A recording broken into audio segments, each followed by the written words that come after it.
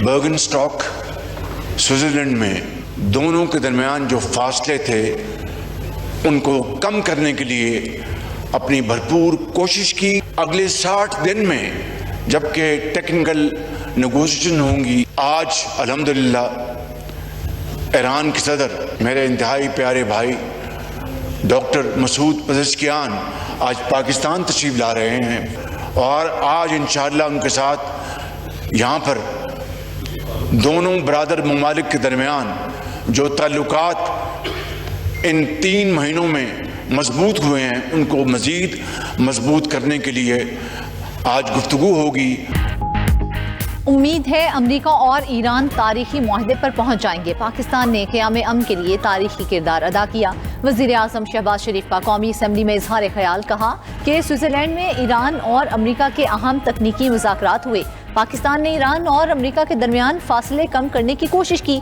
आइंदा 60 दिन तकनीकी मुज़ाकरात और गुफ्तगू जारी रहेगी। उम्मीद है ये MOU मुकम्मल अमन मुआहदे की शक्ल इख्तियार करेगा। ईरान और अमेरिका के दरमियान इस्लामाबाद मुफाहमती याददाश्त बहुत अहम है।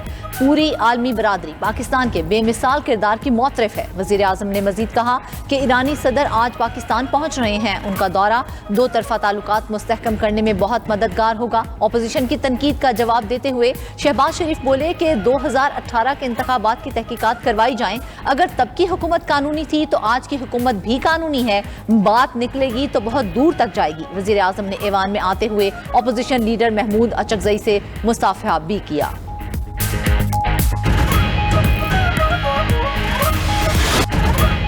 अमन के लिए तारीखी किरदार पर ईरान का पाकिस्तान से इजहार तशक्कुर। ईरानी सदर तेहरान से दौरे पाकिस्तान के लिए रवाना हो गए। ईरानी सदर की पाकिस्तानी हम मनसब सदर आसिफ अली जरदारी और वज़ीर आज़म शहबाज शरीफ से मुलाकातें शेड्यूल। आला ईरानी क़यादत अमन के लिए किरदार पर पाकिस्तानी हुकूमत और अवाम से इजहार तशक्कुर करेगी। अमरीका ईरान मुआहिदे और 2 तरफ़ा ताल्लुकात बढ़ाने पर भी बातचीत होगी। तिजारत, तवानाई और सरहदी ताउन के मामलात पर तबादला ख्याल होगा। उधर सोशल मीडिया पर जारी पैगाम में ईरानी सदर ने लिखा कि ईरान अमरीका मुज़ाकरात की कामयाबी का इन्हसार तयशुदा बातों पर मुकम्मल अमल दरामद पर है। मुआहिदे के मतन से हट कर दिए जाने वाले बयानात मुज़ाकराती अमल को आगे बढ़ाने में मददगार साबित नहीं होते। तमाम फरीक तयशुदा जिम्मेदारियों की मुकम्मल पासदारी करें। मुज़ाकरात में पेशरफ्त का अंदाज़ा सिर्फ अमली इक़दामात से लगाया जाएगा।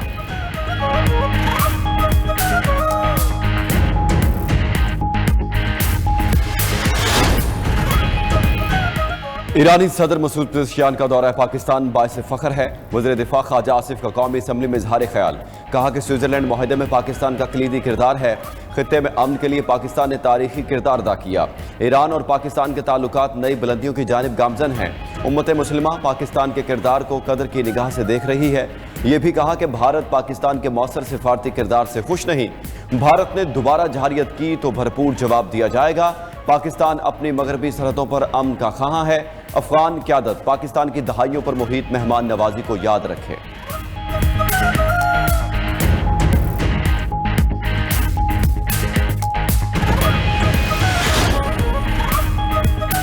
आलमी मुआयनाकारों को एडमी तनसीबात का दौरा कराने का इरादा नहीं। स्विट्ज़रलैंड में ईरानी वफ़द ने सरबराह IAEA राफेल ग्रोसी से मुलाकात नहीं की। तर्जुमान ईरानी वज़ारत ख़ारजा इस्माइल बकाई की न्यूज़ कॉन्फ्रेंस, कहा कि इस जंग का असल मकसद ईरान की तहजीब को ख़त्म करना था। अब ये मकसद तब्दील होकर मुंजमद ईरानी असासों के ज़रिए अमरीकी किसानों को माली फ़ायदा पहुँचाने में बदल गया। ईरान के मुंजमद माली असासों के इस्तेमाल पर कोई पाबंदी नहीं। ईरानी फ़ंड्स मुकम्मल आज़ादी से इस्तेमाल होंगे। इसके तरीक़ाकार पर किसी बैरूनी शर्त को कबूल नहीं किया जाएगा। सियोनी काबिज़ रियासत के लेबनान पर हमले पूरी दुनिया देख रही है। लेबनान में जंगबंदी मुआहदे का हिस्सा है। इस्माइल बकाई ने यह भी कहा कि ईरानी सदर का दौरा पाकिस्तान निहायत अहमियत का हामिल है।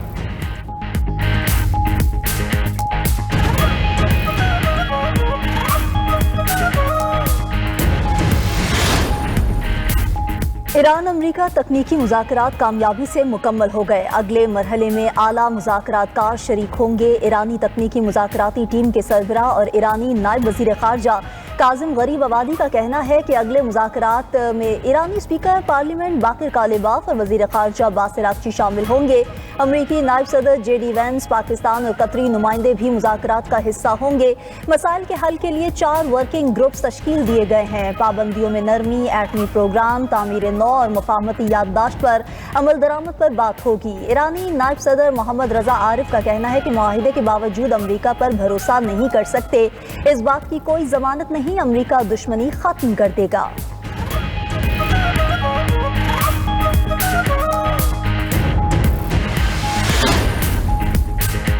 12 अरब डॉलर के मुंजमद ईरानी असासों के इजरा में पेशरफ्त। ईरानी पार्लियामेंट के स्पीकर मोहम्मद बाकिर कालिबाफ का कहना है कि मुंजमद असासों के इजरा के लिए दस्तावेज को हतमी शक्ल दे दी गई। आबना हुर्मुज़ में जहाज़ों की आमदोरफ्त पर राब्ते का निज़ाम कायम करने पर इत्तेफाक हुआ। इक़दाम का मकसद किसी भी किस्म के तसादुम या कशीदगी से बचना है। लेबनान की इलाकाई सालमियत और खुद मुख्तारी की जमानत देने पर भी इत्तेफाक किया गया। उधर आबना हुर्मुज़ पर मुशावरत के लिए ईरानी वफ्द का दौरा ओमान। 2 तरफ़ा मुलाकातों में आबना हुर्मुज़ के नए इंतजामी ढांचे और इलाकाई सलामती पर मुशावरत।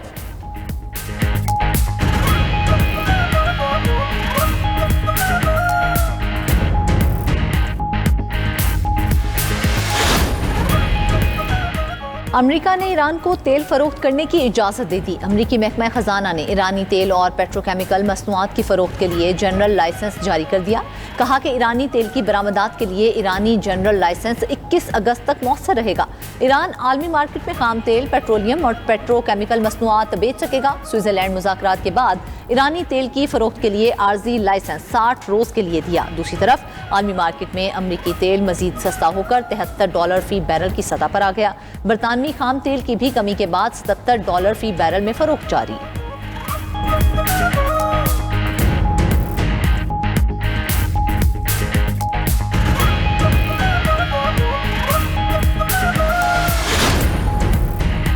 ईरान ने मुआहिदा ना माना तो ज़रूरी इकदाम करूंगा। अमरीकी सदर डोनाल्ड ट्रंप की एक बार फिर ईरान को धमकी। व्हाइट हाउस में मीडिया से गुफ्तगू में ट्रंप ने कहा, ईरान एटमी हथियारों के मुआयने पर रजामंद हो जाएगा। ईरान एटमी प्रोग्राम पर शफाफियत को यकीनी बनाएगा।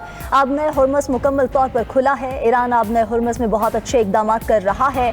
तेहरान के साथ मुज़ाकरात कर रहे हैं। देखते हैं मामलात कैसे चलते हैं। जब तक ईरान अमरीका का एहतराम करता है, हमें कोई मसला नहीं। ईरान में सूरत हाल ये है कि कोई भी सदर नहीं बनना चाहता।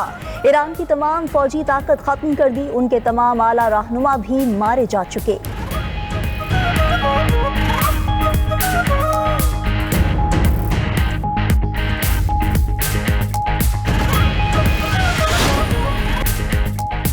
कौमी असम्बली ने अगले माली साल के बजट की मंजूरी दे दी। अपोजिशन की तमाम तरामीम मुस्तरद। फाइनेंस बिल के मुताबिक 1 जुलाई से इम्पोर्टेड और नए और पुराने मोबाइल फ़ोन्स पर PTA टैक्स की अदायगी किस्तों में की जा सकेगी। तनख्वाहदार तबके और जायदाद के लेन देन पर टैक्स की नई शराइत होंगी। इनकम टैक्स ऑर्डिनेंस में अहम तरामीम मुतारिफ कराई जा रही हैं। तरामीम का इत्तला तनख्वाहदार अफराद, सोशल मीडिया से आमदन और गैर मनकूला जायदाद की खरीदो फरोख्त पर होगा। नए स्लैब के तहत सालाना 6 लाख रुपए तक आमदन रखने वाले अफराद टैक्स से मुस्तस्ना होंगे। सालाना 6 लाख से 12 लाख रुपए तक तनख्वाह पर 1% टैक्स अदा करना होगा।